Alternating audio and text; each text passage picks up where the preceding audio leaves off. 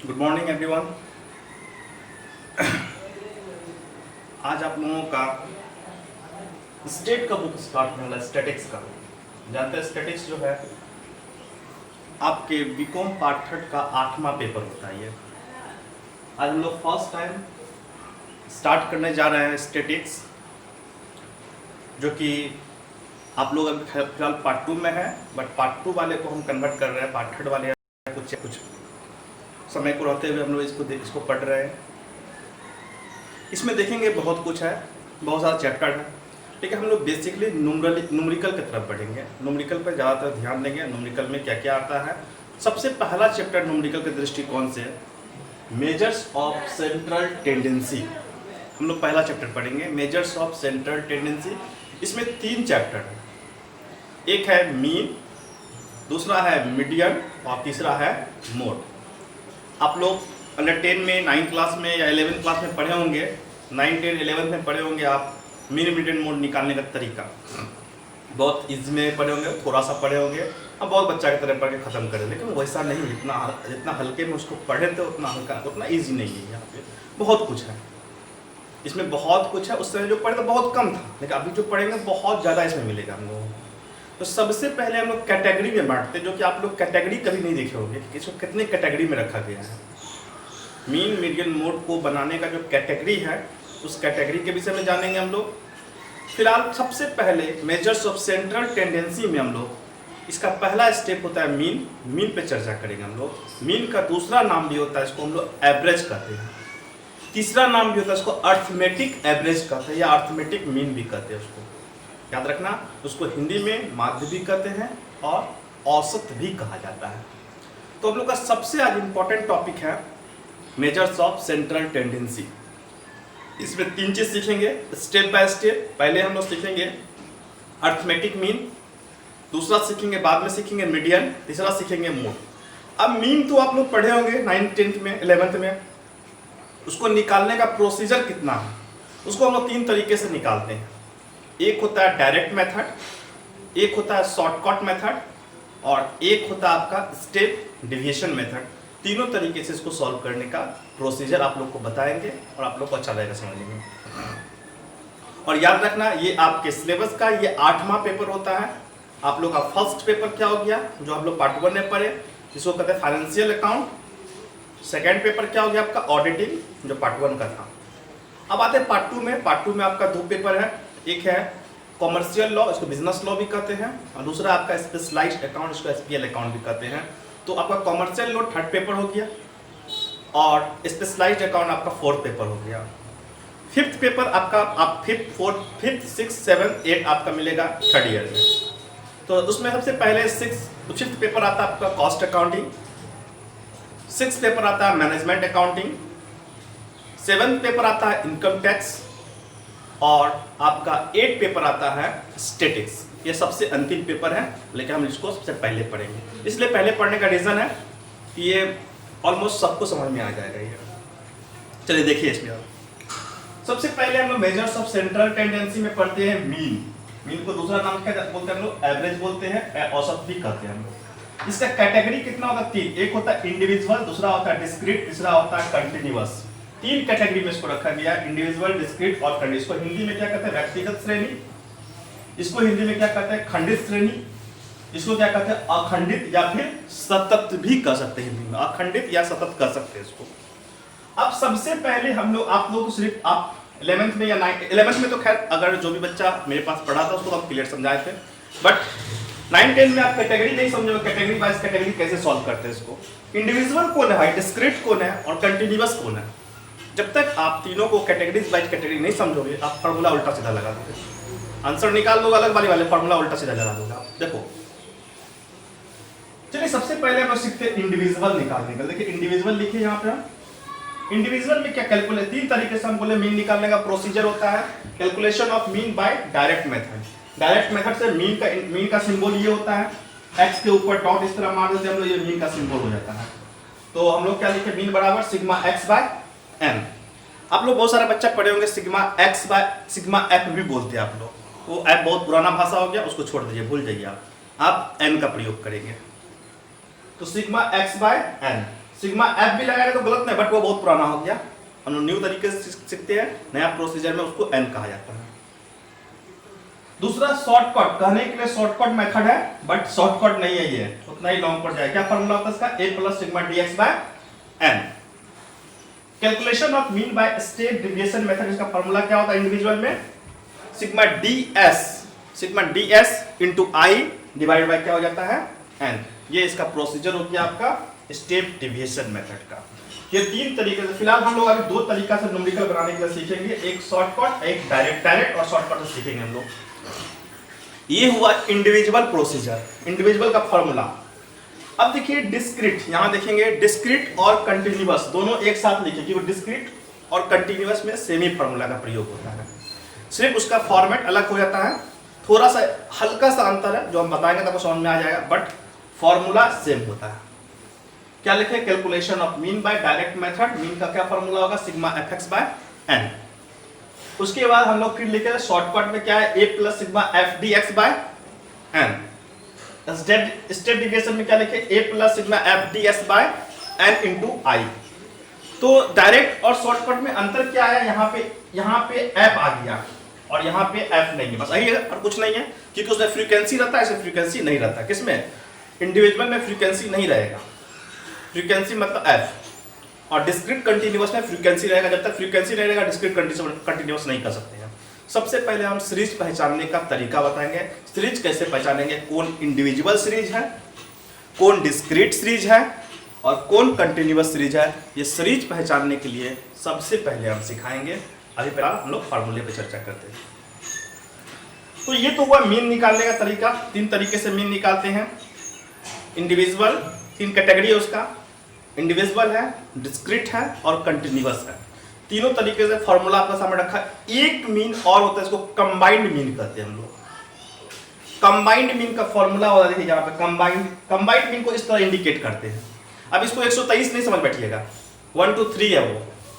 यहाँ पे मीन का सिंबल है 1 2 3 4 5 6 7 8 कुछ भी हो सकता है। जितना मीन रहेगा उतना हम लोग प्लस करेंगे। 10 को मीन है तो यहाँ पर मीन का सिंबल देंगे 1 2 3 4 5 6 7 8 9 10, या फिर 1 2 3 देकर डॉट डॉट मार लीजिएगा, समझने वाला 100% समझ जाएगा, उतना ही है। इसका फॉर्मूला क्या होता है? Mean 1 into n1 plus mean 2 into n2 plus mean 3 into n2, ये सिलसिला चलते रहेगा।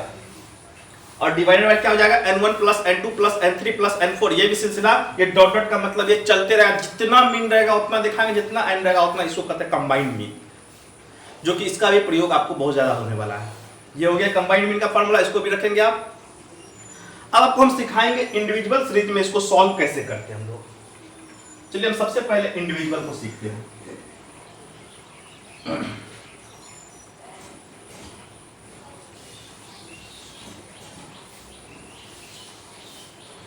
जैसे कि एक क्वेश्चन आपके सामने रखते हैं हम, ये क्वेश्चन हो गया 132 है, ठीक है, उसके बाद 140 है, उसके बाद आपका फिर कितना है 144 है, 136 है और 148 है। क्वेश्चन जब आपका वन लेयर में लिखा हुआ रहे, एक लाइन में, या फिर सीरियल नंबर दिया, सीरियल नंबर से आपका कोई मतलब नहीं होना चाहिए, याद रखेंगे। सीरियल नंबर की तरह आप देखना भी नहीं आपको। जब क्वेश्चन आपका वन लेयर एक लाइन में लिखा हुआ है तो उसको हम लोग इंडिविजुअल सीरीज का, फिलहाल सिर्फ इंडिविजुअल पे फोकस कर रहे हैं, सिर्फ इंडिविजुअल ही समझना आ गया आपको। डिस्क्रीट करिएगा, एक साथ ही सब समझेंगे तो दिमाग से निकल जाएगा। जब क्वेश्चन का लेयर वन लेयर में लिखा हुआ रहे तो आपको समझ लेना है वो कौन सीरीज है, इंडिविजुअल सीरीज है। तो क्वेश्चन देखिए वन लेयर एक लाइन में लिखा हुआ क्वेश्चन 132, 140, 144, 136 और 148 दिया हुआ है। अब इसको हम दो तरीके से पहले सीखेंगे बनाने के लिए, एक इंडिविजुअल, तीनों तरीके से हम बता सकते हैं, बट दो तरीका भी कंपलसरी हम लोग सीखेंगे, एक शॉर्टकट और दूसरा डायरेक्ट। चलिए हम इसको फॉर्मेट पे रखते हैं। पहले एक फॉर्मेट तैयार करते हैं इस तरह का, इसको हम लोग x मान लेते हैं, कुछ भी लिखा हुआ रहेगा, राम मोहन मार्क्स कुछ भी लिखा हुआ रहेगा यहाँ पे, तो हम लोग x मान लेंगे उसको। तो उसको क्या मान लिए? x। इसको इस तरह सजा देंगे हम लोग 132, 144, 140, सॉरी 144, 136 और 48 दिया। इन सबको जोड़ दीजिए, एडिशन कीजिए, जोड़ेंगे तो सिग्मा एक्स कहलाएगा। सिग्मा का अर्थ क्या होता है? सिग्मा का अर्थ समझ में आया? सिग्मा का मतलब सम, यानी कि टोटल एडिशन को हम लोग सिग्मा कहते हैं, यानी टोटल एक्स। सिग्मा का मतलब क्या हुआ? Total addition. तो टोटल एक्स कितना हो गया? जोड़ेंगे तो उसको जोड़ के देखिए, तो इसको जोड़ने के बाद आता है 700। इसको जोड़ दिए। अब देखो यहां पे हम लोग निकालते हैं मीन। 1 नंबर पॉइंट में लिखते हैं हम लोग calculation of mean, calculation of mean by direct method. इसको डायरेक्ट मेथड से सॉल्व करने का प्रोसीजर क्या है? Sigma x by n. तो सिग्मा एक्स मेरा हो गया 700, एन कितना हो गया मेरा? एन। क्वेश्चन में एन नहीं दिख रहा है, तो सिग्मा एक्स मेरा 700, एन नहीं दिखा। एन काउंटिंग कीजिए, 1 2 3 4 5। इंडिविजुअल में, सिर्फ इंडिविजुअल में काउंटिंग करेंगे, अदरवाइज नहीं। सिर्फ इंडिविजुअल में जितना काउंटिंग करेंगे वही मेरा एन कहलाएगा। आप डिस्क्रीट में, कंटिन्यूअस में यही प्रोसीजर लागू नहीं करेंगे, इसीलिए आपको हम एक एक करके सिखा रहे हैं। पहले इंडिविजुअल, इस सबको गिनती कीजिए, 1 2 3 4 5। तो 5 मेरा एन हो गया, इसको काटिए, 14 5 70, यानी कि 140 आपका क्या हो गया? आपका आंसर। एक चीज हमेशा याद रखेंगे, किताब का आंसर मिले या ना मिले, अगर आप दो तरीके से बना लोगे, डायरेक्ट और शॉर्टकट, दोनों ही का आंसर टैली कर गया। जितना डायरेक्ट से आएगा उतना ही शॉर्टकट से भी आएगा, दोनों में एक पैसे का भी अंतर नहीं आएगा। तो आपका आंसर सही है, आपको किताब का आंसर देखने का भी जरूरत नहीं है। अगर एग्जाम में भी पूछ देता है आपको बनाने के लिए, तो एग्जाम में आप एक मेथड से किताब पे सॉल्व कर लो, मतलब कि जो आंसर शीट पे, और एक मेथड से क्या करो, आप रफ में सॉल्व कर लो। तो आप सेटिस्फाइड हो गया कि मेरा सही है? तो सेटिस्फाइड होने के लिए सबसे बेस्ट तरीका है दोनों तरीके से सॉल्व करो। अब इसको हम बनाएंगे शॉर्टकट तरीके से। चलिए हम दूसरा नंबर में यहां पे लिख देते हैं, यहीं पे calculation of mean by shortcut method. Shortcut सुनने में शॉर्टकट लगता है, ये शॉर्टकट नहीं है, लॉन्ग कट है। अब देखिए, a plus sigma d x भागा एन, यही फॉर्मूला लिखा है। तभी हम शॉर्टकट में इंडिविजुअल का फॉर्मूला क्या होता है? मीन बराबर क्या होता है? a plus sigma d x by n. अब सवाल उठता है कि a का मतलब होता है एज्यूम का मतलब होता है कल्पना करना। a फॉर एज्यूम्ड मीन, यहां पे जो a है, a को इंडिकेट करेगा एज्यूम्ड मीन से। एज्यूम मतलब कल्पना करना, कल्पना ही करना, तो कुछ भी कल्पना कर सकते हैं। यहां पे हम लिखेंगे a, यहां लिखेंगे dx। dx का फॉर्मूला होता है x माइनस a, ये फॉर्मूला होता है dx का, x माइनस a। याद रखना, आप लोग पढ़े होंगे, आप लोग को 10 क्लास में बहुत सारे टीचर्स सिखाए होंगे ये कि बीच वाला को a मान लेते हैं या सबसे बड़ी वाला को a मान लेते हैं। ऐसा कुछ नहीं होता है।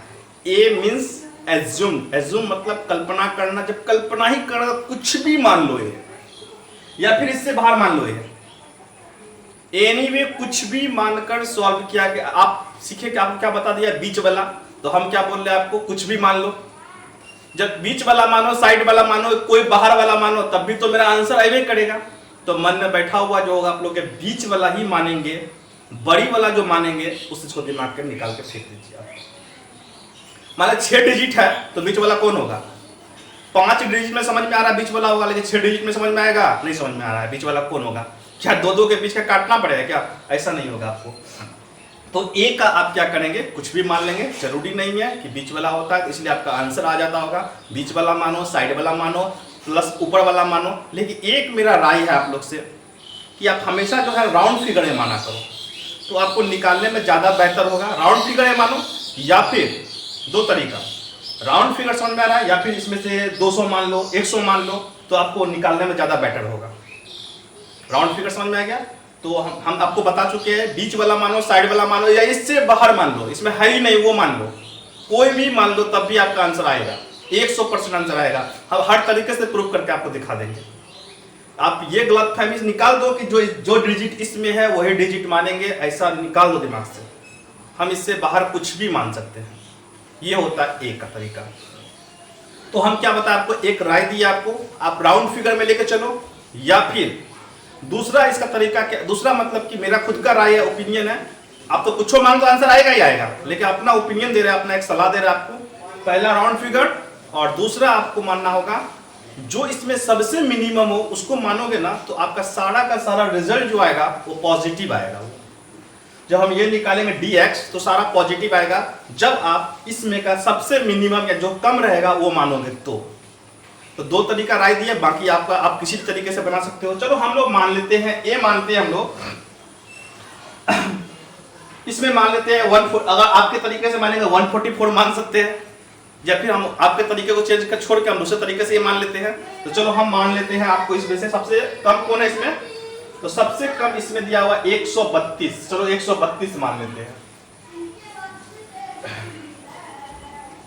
हम बार बार बोल रहे हैं किसी भी तरीके से बना सकते हैं, हम 1 से 32 माने इसलिए कि सबसे कम हमको दिख रहा है और सबसे कम जो मानेंगे वो मेरा सारा पॉजिटिव आएगा। क्या फॉर्मूला है, x माइनस ए, तो x कितना 132, a कितना 132, यहाँ पे क्या होगा 0, चलो x कितना 140, a कितना 132, घटाए तो कितना हो गया 8, फिर जाके 144 में से 132 घटा तो कितना बचा 12, अब देखो 136 में से 132 गया 4, 148 में से 132 गया 16, सारा पॉजिटिव आया। अगर आप बीच वाला मानोगे तो पॉजिटिव नेगेटिव आएगा, जिससे आपको घटाने में थोड़ा सा प्रॉब्लम पूछता है बड़ा क्वेश्चन में। ये आपका मेरा खुद का आपका राय है, आप दोनों तरीके से बना सकते हो, जो भी मानना है मान के बनाओ। अब इसको एडिशन करेंगे, सिग्मा dx निकालेंगे। सिग्मा dx कितना हो गया 20 और 20 40 हो गया आपका।